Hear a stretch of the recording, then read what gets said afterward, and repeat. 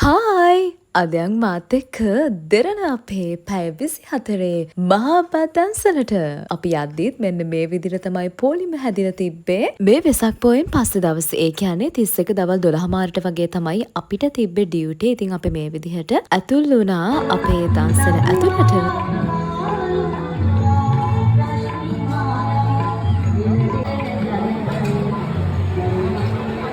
උදේද දවල්ද හවසද පාන්දරද කියලා කිසි වෙනසක් නෑ. සෙනග නං හිටියා පුටු ටික ඔක්කොම පිරෙන්න. බත් කෑවට පස්සේ හැමෝටම තිබ්බා අයිස්ක්‍රීම්. ඊට පස්සේ මට හම්බුණා කෑම බෙදන්න.